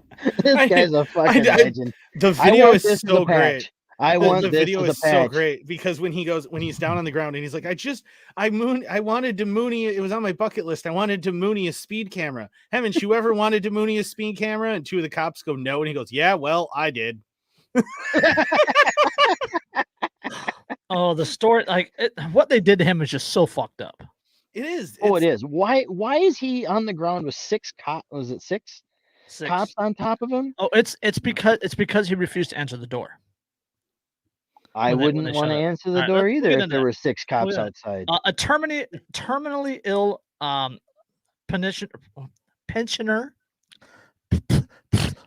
A terminally How ill now, brown pensioner cow? was arrested. Has oddly shaped feet. Now I'm strangely curious about my feet. A terminally ill pensioner was arrested by 6 police officers in his back garden after burying his bottom in his speed camera because it was on his bucket list. Retired university lecturer and former nurse Daryl Meekum drew up a list of things he wanted to do before he died after being given the tragic news last month. He had multiple system atrophy. Among the items was to moon a speed camera. So last Friday, the 55-year-old buried his bottom to a mobile police speed van in Kidderminster, Worcester. But the officer behind the wheel of the unit failed to see the funny side and flagged the incident as indecent exposure. Well, for God's sake. He showed his ass at a speed camera. Just 20 minutes later, 3 police cars pulled up outside the home of Mr. Meekum, who also has Parkinson's disease and heart and kidney problems, and demanded to be let in. 3/4 in the grave already. All he did was show his ass to a fucking speed camera. When the disabled father of 2 refused, officers raided his home and kicked down the garden gate before wrestling Mr. Meekum to the ground outside to put him in cuffs. Oh, I'm sure that was absolutely difficult with a guy with fucking Parkinson's and multiple system atrophy. Yeah, and he straight up tells the cops as they're doing it that he has all of these health problems and shit. And he is so unrepentant. I love when he's like, I moonied a speed camera. And they're like, that's a very significant thing you just admitted to. And he's like, well, I wanted to do it, so I did. I'm dying. Yeah, I'm dying. That's what he's going to do to me. The female officer chimes in. Oh, you just admitted that, or something. Yes, we'll get to it. It was. She said it was a very serious thing you just admitted to. It's like, well, but I'm dying. What the fuck are you going to do? What are you going to do? What are you going to do? All right. In footage filmed by his wife, Mr. Meekum, who used to be a lecture medical students at Birmingham Center University, can be heard telling the officers, "Have you ever wanted to mooney a speed camera?" Well, I did. Yeah, they're both well, I did. Mr. Meekum was subsequently arrested and hauled to the station before being released under investigation. And the best part is that there is a piece of artwork. Yes, Bansky. Yes, Bansky doing. But that's the snitch bitch van driver who got upset. And he absolutely looks like a fucking Karen. Do we have a name on? Maybe we can find an address. It just says the driver. Oh, that's disappointing. He has a thin blue line Union Jack patch. Nothing could ever seem more appropriate to me. No. But yeah, if you wanna grab my screen share there, that is the Banksy art with the Moonier. Oh, here you go. Here's another one of the officers on the video from his wife giving the thumbs up. I can't Brandenburg myself. Yeah. Mobile phone footage filmed by his wife, Sarah, 36, a nurse, shows Mr. Meekum calmly telling the officers, quote, "I'm terminally ill. I won't be able to breathe like this. This is ridiculous. I mooned a speed camera. One female officer can be heard replying, "Well, that is a significant statement that you have just made to us." Just Mr. Meekum was then heard responding, quote, "I'm quite happy to say that because it was one off my bucket list. Yep. I've just been diagnosed with multiple system atrophy. I'm terminally ill. I've got a very short time to live, and it was on my bucket list. Haven't you ever wanted to Mooney a camera? Well, I did." Yeah. Well, I love the comment here in the chat. It says, "We should live with this attitude every day, not when we find out we are dying. Newsflash: none of us survive. Hashtag laugh often, die happy." Yes. Wheelchair bound Mr. Meekum of Kittymeister later said, quote, "I was simply gobsmacked that I was arrested for mooning a speed camera." And here's the thing, right? The United States is a much more prudish country than most of Europe, and that includes the UK. Much more prudish. However, what is significant about what he did is not that he mooned a camera; it's that he mooned one of the government's cameras. It wasn't even like an actual speed camera. It was a mobile van, and there just happened to be someone inside of it, and that person went full Karen. Yeah, and it's because it's you have to respect authority. That's what it is. That's what it boils down to. Line Union Jack. And that's what you deal with. I mean, yes, you deal with it a lot. And obviously the UK has some things that our guys or the people here in the United States elect to ignore. But over there, they just don't even have those types of so-called restrictions. Yeah. And over here, I mean, you see shit like this all the time where people get taken to the ground with an overwhelming show of force. Six officers for a terminally ill patient, for a guy that mooned a speed camera. Well, it's like the old guy in Buffalo. That got pushed over. Yeah, we'll get into. I mean, when I was given my diagnosis last month, my wife suggested drawing up a bucket list, and that was one of the items that was on there. I've crossed off at some price. He dropped his trousers at a mobile speed camera van on Stourbridge Road while his wife went to go buy some bread at the nearby Tesco Express. Quote, "I got out of the car and flashed my bum. I pulled my trousers up and got back in the car. I didn't think anything of it. It was a good laugh. No one is watching. It was a good laugh, right? That's what he said. It was a good laugh. I came home, and within 20 minutes, there was a police van outside. They were banging on the window. Within another 5 minutes, 3 squad cars turned up. I said to my wife, there's no way I'm going out there. I haven't done anything wrong." You know, the flaw in his strategy here, pro tip if you're ever going to moon a speed camera, is you want to park a ways away and just walk up to it, do it, and then walk away. Because it's not like you have a license plate on your balls. They have no idea. I mean, unless you do have a license plate on your balls. I'm not here to judge, but there's a meme. You do have a butthole print. Yeah. There's a meme I share on occasion, and it's got the butt naked underwear guy. You know who I'm talking about? Yep. Right, you've seen the commercials? Yeah. And it's essentially him, and he's like standing on the ladder in front of a speed camera, and then there's like a motorcycle that goes by. Yeah, look at my triggers. He sends a dick pic to the government. Yeah. But well, I mean, and remember when fucking Bloomberg and shit, they had the narc line, the check line, for the masks and stuff, and everyone just kept sending dick pics so much to it that they had to shut it down. Like they broke his fucking gate. Andrew, I see that. They broke his fucking gate. As it pertains to the whole Bloomberg thing, I will wholeheartedly admit. Yeah. I can neither confirm nor deny my participation. Oh, fuck it. I'll admit to it. What are they going to do? I'm not even in the same state. Fuck them. But they arrested him for indecent exposure and dangerous driving. I love the dangerous. He was driving. Standing in front of the fucking camera. What was dangerous? What was he driving? His wife was driving, from what it sounds like. He wasn't driving at all. What the fuck? Oh, it was dangerous operation of a motor vehicle. I was standing outside of a van with my pants down. I wasn't driving anything.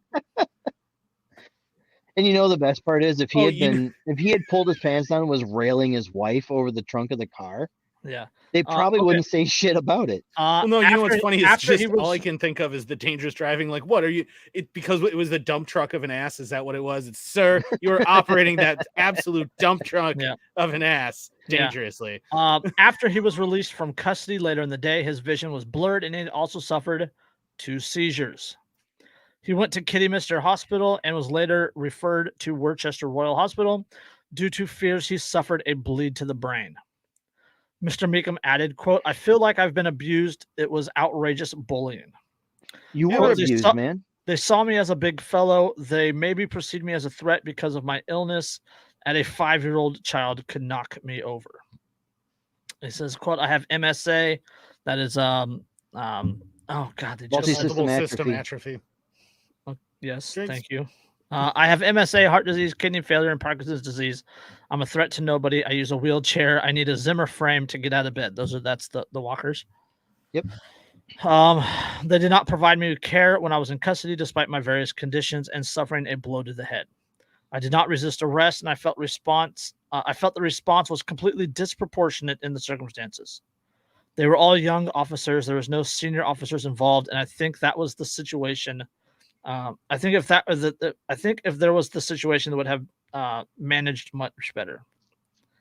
And yeah, well, he might be right a little bit about that. He might be right because the old guard still, to a certain extent. I mean, they're still all rocking the butcher's apron, right? So fuck them anyway. Yeah. But they, to a certain extent, though, a lot of the older cops are going to understand restraint at this point, understand that it's not that big a deal. You don't need to be like, "I've been disrespected," because I mean that's essentially what this is this is a bunch of little whiny fucking bitches going, "But we're the ruling gang, you can't disrespect us," and then showing up and beating the shit out of a terminally ill man. The dude has a blue line Union Jack patch. Yeah, like front and center on his chest, right under his police camera. That is the butcher's apron of butcher's aprons. Oh my goodness. Mr. Meekum, who also has bungee jumping and parachuting on his bucket list, said he has reported the incident to the Independent Office for Police Conduct.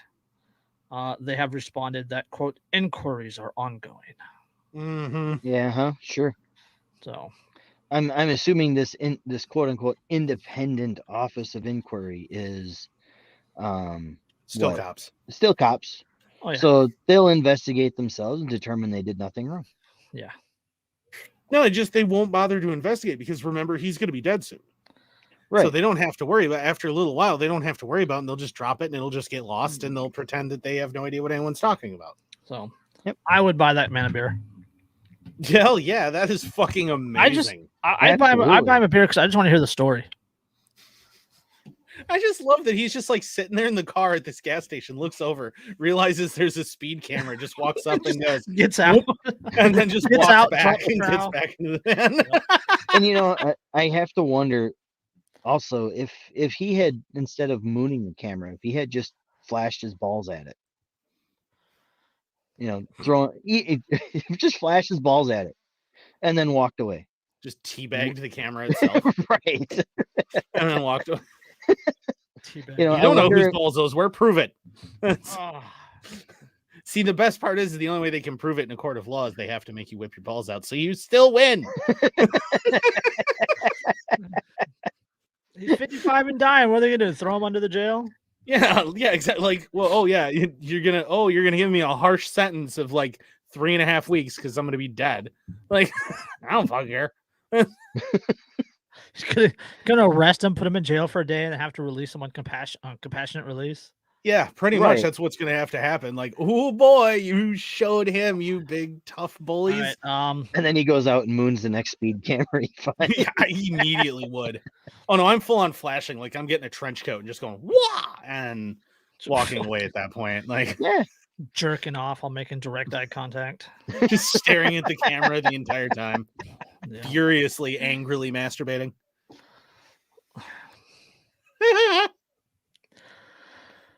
They live rent-free on San Francisco Bay, but now their floating homeless encampment faces extinction. Greg Baker likes to say that the only way he's leaving his home, a broken-down 40-foot sailboat anchored in the sparkling estuary north of Golden Gate Bridge, is in handcuffs or a plastic bag. Quote, I like the peace, the quiet, and if I stub my toe, I can holler, said Baker, who at 82 has been living in one vessel over another for half a century. 50 fucking years on a boat. Yes. In San Francisco Jesus. Bay. This is on the so when the bay, when the water comes in, it goes past the Golden Gate, and then there's part of it goes down and the rest of it goes up. So it goes north and then east. And the north, it's Richardson Bay up there. It's a really nice area. So John said, well, that was family friendly. No, it No. wasn't. We just No, it covered wasn't. stripper buttholes. What do you? Lately, though, it has been anything but peaceful on the bay. Baker and his fellow anchor outs, as they're known, have lived illegally and rent-free in the sightline of some of America's priciest real estate. And now authorities in Sausalito and other neighboring communities want them gone. I don't even course they want him do. in my vision, not even in my periphery. Ugh, That's exactly it. Just That's like exactly what it is. the story we talked about a couple weeks ago with the homeless guy, the homeless vet with the dog. Yep. Yeah. Right. The Because lady he- saw him and got so upset at seeing him that she called the cops, and now the dog was dead. Nobody wants to actually see what all of the shit that is happening across the country Yes. causes. Well, the thing is the- these guys they're living on boats, man. Like they're not it's Right, not they're like not hurting anybody. Yeah, it's- they're just hold sitting on a boat. hold on. Yeah. On a boat. The Everybody battle look has at them, they're pitted sitting on a boat. forces of gentrification against Sausalito's fading identity as a freewheeling maritime town that has also been a refuge for rebels and dropouts.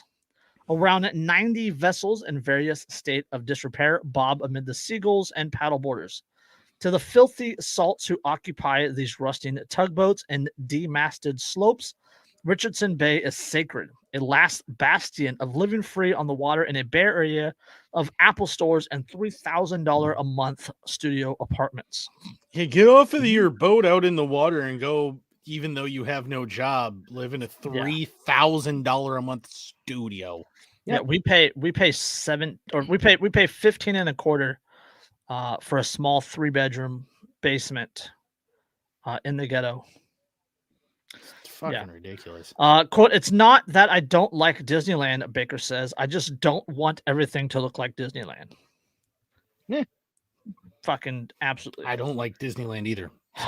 Yes, but officials say they have looked the other way for decades as anchor outs spewed fuel, sewage, and other hazardous materials into the bay. In recent So years, unlike the giant tankers that drive through there. there's endlessly. there's like you've heard the term the mothball fleet. Yeah. Mhm.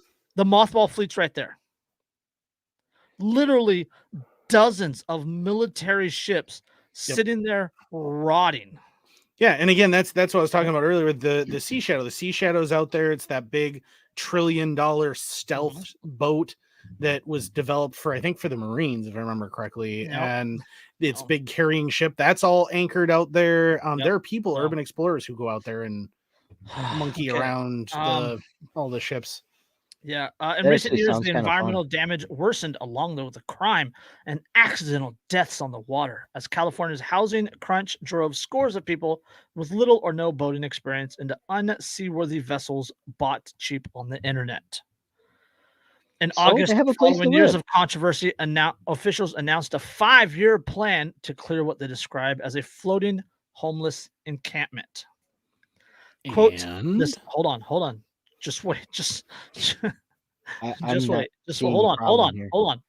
Quote, the bay is everybody's front yard. You can't build a football stadium or a shopping mall on it, and you can't live on it. That is according to Lawrence Goldsbend, the San Francisco Bay Conservation and Development Commission. There are people all up and down Hold the on. coast. He is- I assure he you, is- you hold can on, live hold on on. it. They're doing it right now. He is the Right. head. He is the head of the San Francisco Conservation and Development And development, yes. Commission. Development. Saying There it is. You're saying you can't live on the bay. Yeah, But development. he's in charge of Sounds the- like he's it- against development. So shouldn't it be Yeah. anti-development? The situation Commission? has become increasingly bitter, resulting in crushed boats and standoffs with police. Last spring, several mariners accused authorities of standing by while one man's boat burned, ending in the death of his pit bull puppy, Runt Girl. Curtis Havel, who until recently was the harbor master overseeing the anchorage, had been threatened, sued, and pepper sprayed. Last year, a small group of anchor outs staged a protest on his front lawn. From shore, people see the boats float like paper hats on the glassy green surface of Richardson Bay. Quote, and they get all misty-eyed and dreamy, Havel said. But up close, he said, many of the boats are piled so high with old furniture, suitcases, and machine parts that they appear to slowly disintegrate into the bay. Few have propulsion or steering. Quote, and if they sink, God help us, it's a little environmental disaster. Oh, disaster, my ass. Most of these boats don't even have any fuel or oil on board because the fucking thing doesn't work. No, that's what it comes down to. It's NIMBY, right? It's not in my backyard. Mm-hmm. That's what this is. I mean, in sight of Richardson Bay is again some of the most expensive real estate in the world. Mm-hmm. And they're looking out on the bay, and there's some homeless people in boats living free. But are they really even homeless? Because I know a lot of people. No, they're not homeless. They're no more. They're no more homeless than a houseboat, right? Or an off-grid cabin.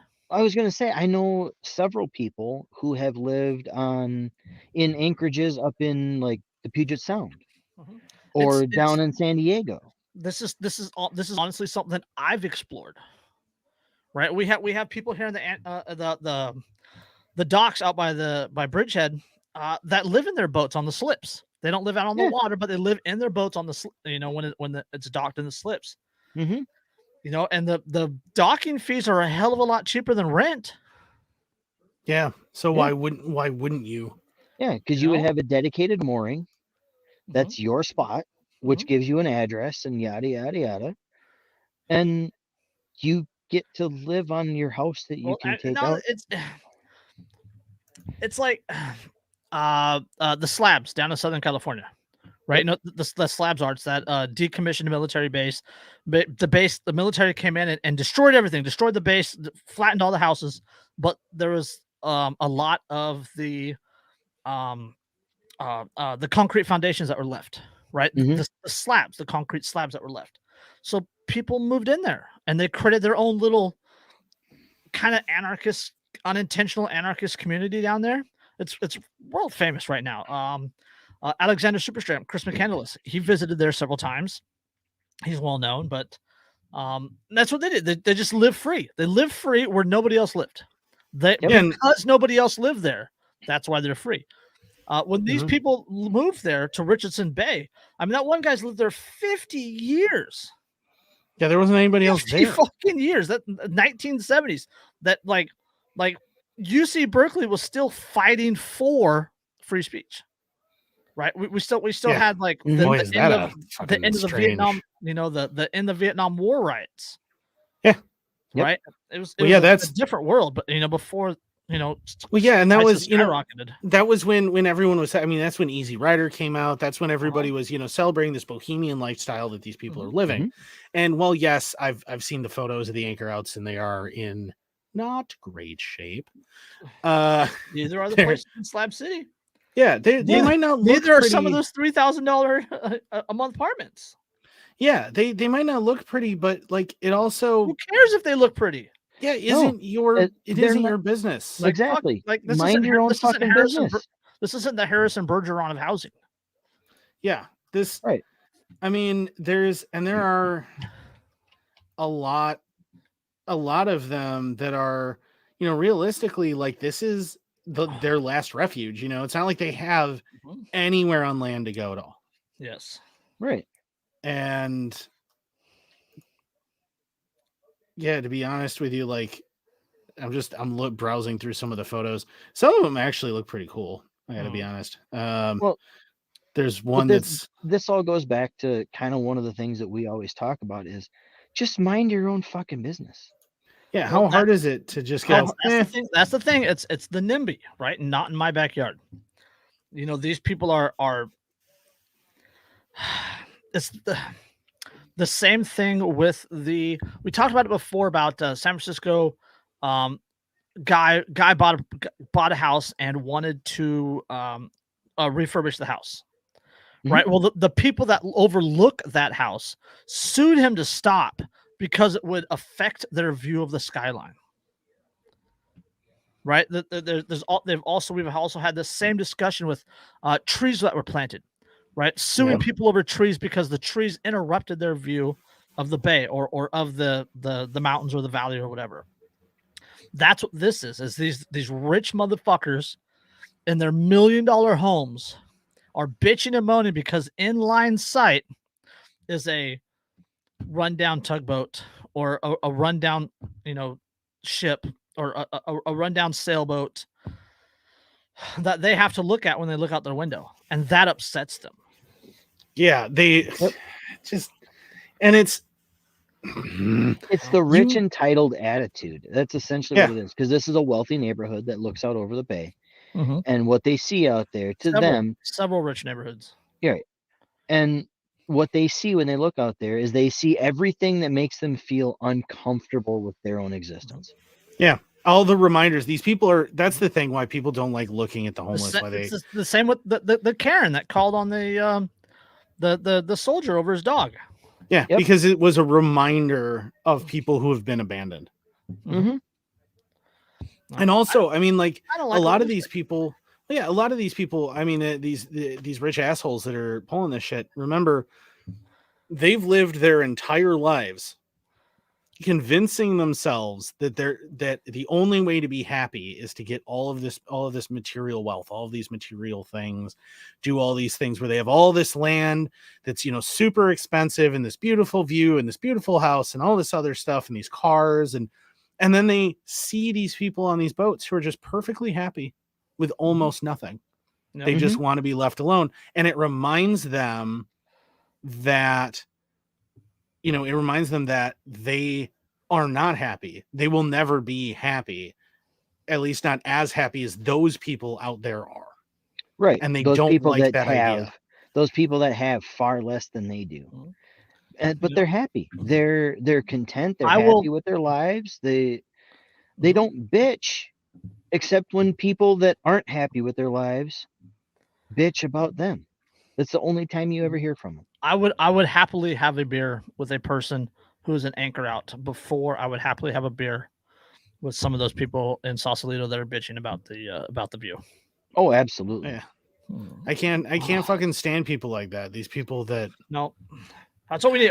We need anarchy among friends. We need Mr. Minkum. And we need a couple of these anchor outs. And we're going to a strip club in Tampa. We're going to pay with Bitcoin. And we're going to watch football. That sounds like a plan. Sorry, Derek, you didn't show up. You don't get to come. Yeah, you don't get an invite. You're not invited on this one. Yeah. Well, John's coming. We might find Derek on stage, to be honest. But Lindsay's always stripper bait, if she still has the boots. Yeah. The infamous boot picture. Yeah. So. Yep. So. I think I'm gonna just call this the podcast anchor outs or something. I think that works, right? When in doubt, anchor out. Anchor outs. Full moon on camera. Yeah. Yes, the anchoring out. It's beautiful to anchor out in a full moon. Anchor out in a full moon. That's it. Anchor out in a full moon.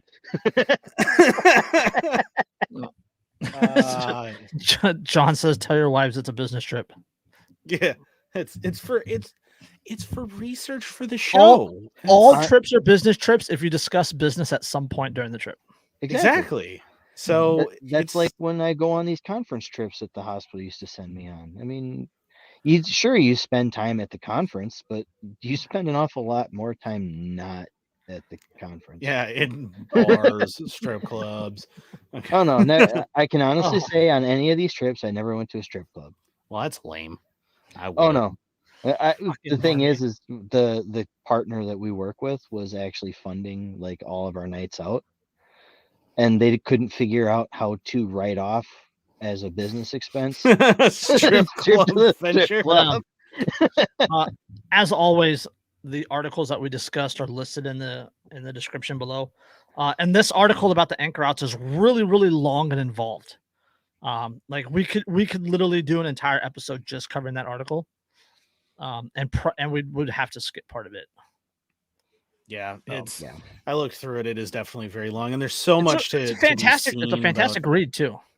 Yeah, well, Yeah, yeah, it and is. it's if you you're Google into doing search or DuckDuckGo search anchor outs, you'll be able to find tons of stuff on like community outreach that's been done by the local universities with the anchor outs and people trying to work with them and trying to help them, repair their boats and actually get them functioning and things so that they can move them around. And it's You mean a There's- voluntary community coming together to help those that would otherwise not Gosh. get help?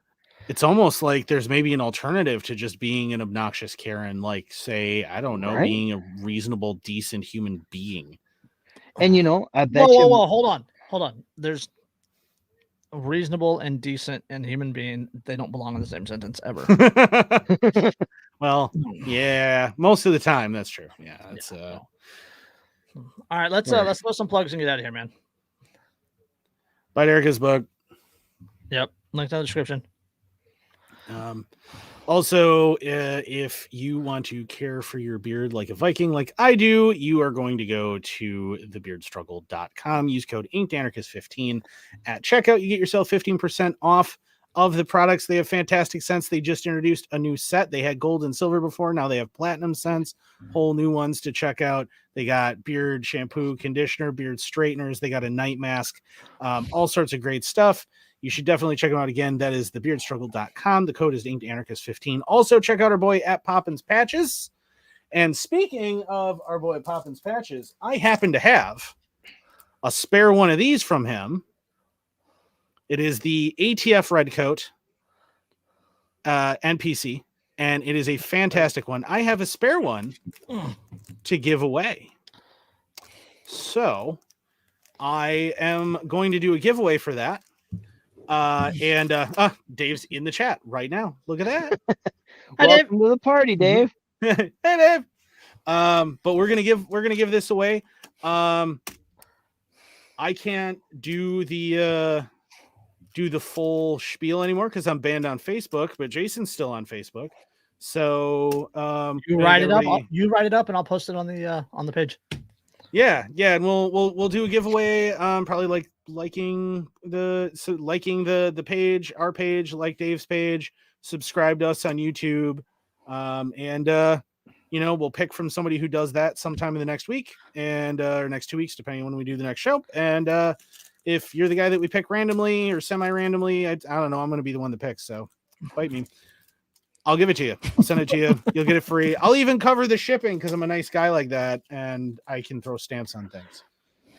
And this That is is not so any kind of a sponsorship or whatnot, but I would like to throw a quick shout out to the guys at Death Wish Coffee. They make some of the best coffee out there that I have ever had. Yeah, This what's one that? here- Valhalla? What did we say Valhalla earlier? It was, Java. 660 milligrams of caffeine in a cup, in a 12-ounce cup. So if you have problems sleeping, this will help. And if anybody knows the guys at Death Wish, please let them know that. What's that? I said, or to launch you into orbit from the twitching. Well, tomato, tomato. You wind up looking like a highly caffeinated owl just sitting there. Just No, you end up looking like a meth You're head. sitting there and and squirrels are going, Christopher. Pretty much. Holy crap. Yeah, for all sure. right. First live stream in a long time. I think it went okay. So yeah. I also just discovered that we can do banners to go across the bottom of the screen. So, well, you continuously scrolling banner like the news media. Like if I were to say something negative about John, it would just be scrolling. Neat. Or we can do something cool, do like our website and Poppins Patches website on the scrolling. We could do something nice like that. Oh yeah. I mean, we could do that too. Yeah. So, but either way, anything else? Anything going once? Check out the guys over here from FPC, the Fuck You No Flag. Yes, FPC, Yep. FPC. Firearms Policy Coalition. If you actually care about, I mean, granted, we're all anarchists here, but if you actually care about the legal battles and whatnot centered around the ability to actually own firearms, yep, I'm wearing that one on my hat tonight. I got my old one floating around then here somewhere. I just have no idea where it is. Go and center up with them guys and continue the fight that way, because they are Yep. filing lawsuits every day of the week, it seems like. So, all right. Yeah, I think the first live in a long time has been okay. Yeah, actually worked out pretty well. We had no snort counter because no Derica. No, Derica. No, sorry, we're not putting that up there, John. No. We try to tell the truth here. Yes, we try to be honest and tell the truth. We don't want to ruin the credibility of the most professional podcast on the internet. All right. We have a reputation to maintain. Actually, that would be right in line with our reputation. If we're honest. So, on that note, tip your local stripper, and we'll catch you on the next one. Peace. Peace.